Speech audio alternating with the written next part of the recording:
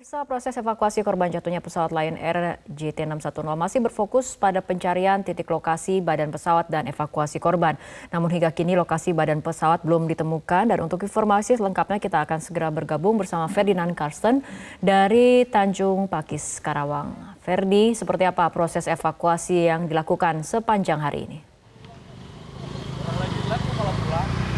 Ya Fitri, sepanjang hari ini memang di hari ini proses evakuasi untuk pencarian korban dan juga mencari titik jatuhnya kapal atau pesawat Lion Air JT610 ini masih terus dilakukan. Dan dari pantauan kami di lapangan di Pantai Tanjung Pakis, Karawang, Jawa Barat, ini tadi sejak pagi tadi memang tampak sudah mulai dilakukan penambahan alat-alat yang sudah digunakan. Seperti tadi kami juga sempat melihat ada perahu-perahu karet yang sudah diperbanyak, kemudian juga personil-personil dari tim SAR gabungan ini juga semakin diperbanyak. Dan hal ini memang sangat dibutuhkan, diperbantukan, karena dari informasi yang kami dapatkan untuk wilayah pencarian yang dilakukan hingga saat ini pada hari ini pun diperluas dari tadinya adalah 5 nautical miles menjadi 10 nautical miles.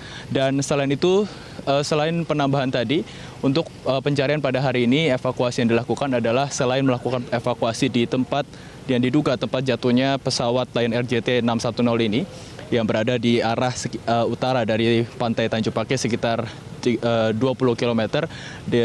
Tim SAR gabungan juga melakukan penyisiran di wilayah-wilayah pesisir perairan dari Tanjung Pakis hingga ke wilayah Bekasi. Dan dari informasi yang kami dapatkan hingga pada hari ini juga tim SAR gabungan masih berfokus untuk melakukan evakuasi korban dan juga menemukan titik lokasi badan pesawat Lion Air JT610 ini. Dan dari sisi evakuasi tadi, dari hasil penyisiran dari tim SAR gabungan yang melakukan penyisiran dari arah perairan Tanjung Pakis hingga ke perairan Bekasi, ini berhasil menemukan 6 kantong jenazah yang kemudian dibawa ke posko yang berada di Tanjung Pakis, Karawang.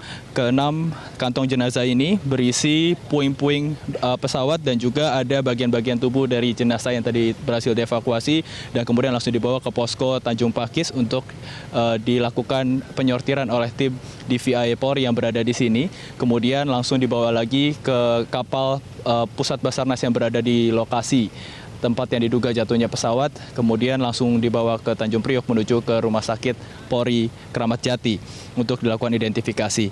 Dan penyisiran dengan kapal karet tadi memang dilakukan dengan lebih banyak personil yang kami lihat. Dan selain itu, dari pantauan kami juga sempat tadi menuju ke lokasi kapal Basarnas yang berada di lokasi yang diduga tempat jatuhnya pesawat Lion Air JT610 ini. Dan di sana kami melihat memang proses pencarian badan kapal ini masih menggunakan atau mengutamakan alat-alat kapal-kapal yang memiliki alat pendeteksi sonar. Karena memang untuk tim penyelam sendiri ini masih memiliki kesulitan untuk melakukan penyelaman dan juga mencari lokasi titik badan pesawat maksud kami, karena ada kendala-kendala yang dihadapi, seperti diantaranya adalah badan pesawat yang terbawa arus ke arah tenggara, dan ini mengubah titik lokasi yang tadinya sudah dipetakan oleh Basarnas. Dan selain itu juga kendala visibility-nya ini cukup rendah karena di kedalaman 25 meter di bawah air. Ini lumpur-lumpur sudah mulai naik dan juga ada beberapa lokasi di mana airnya sudah bercampur dengan aftur.